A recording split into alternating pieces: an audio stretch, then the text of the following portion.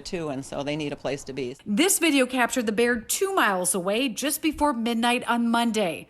The DNR says bears are mainly in northern Minnesota, but can be found in Anoka and Washington counties. This time of the year, they are waking up from hibernation and seasonally looking for food sources when the natural foods aren't as readily available. And Scott Nolan says with an increase in cameras, we're noticing more of them.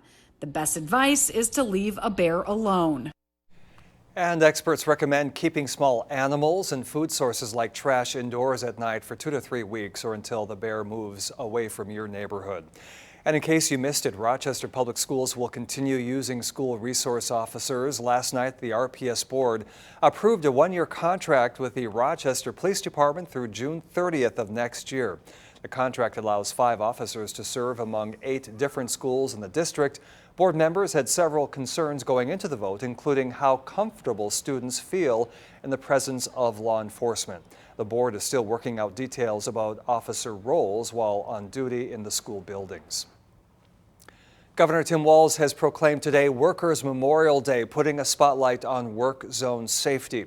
It's a day dedicated to honoring workers who were hurt or killed while on the job and to bring awareness to workplace safety. Since 1960, 35 MnDOT workers have lost their lives while on the job and 16 private contract workers. 7 of those MnDOT employees were from southeastern Minnesota, and they were honored today. Usually the ceremony was held in person, but today it was a virtual ceremony. We have a responsibility to keep these individuals safe, and we have a choice on how we drive, and how we drive affects these individuals. So please slow down, follow the rules as you've heard before, and keep these workers' lives that are so important to us and to their families safe and protected as they work every day. Today is also the 50th anniversary of the founding of OSHA, another organization dedicated to protecting workers. Some things you can do to keep the roads safe are, of course, don't speed, don't drive while distracted, and remember to move over if you see police or other utility vehicles stopped on the side of the road. We've finally been able to clear those skies out, and we're enjoying some much-needed sunshine here. We actually dealt with some patchy, dense fog throughout the late morning hours today. Time-lapse from today, we work in that fog chance from about 9 until 11.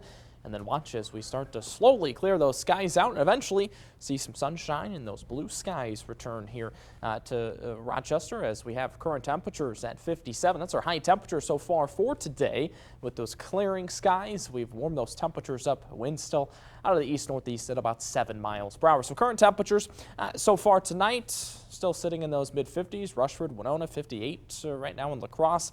63 currently in Charles City. It's 61 in Owatonna and up to 60 now in Zumbrota. So we've cleared those skies out. Still dealing with some partly cloudy to overcast conditions through some portions of northeast Iowa, but we're dry tonight, so we don't have to worry about any rainfall on the way through the overnight hours tonight. Storm system remains well to our south and southeast. We will have to watch this little bit of a frontal boundary that will move through tomorrow afternoon, probably from about 11 to about the lunch hour, noon to 1 o'clock.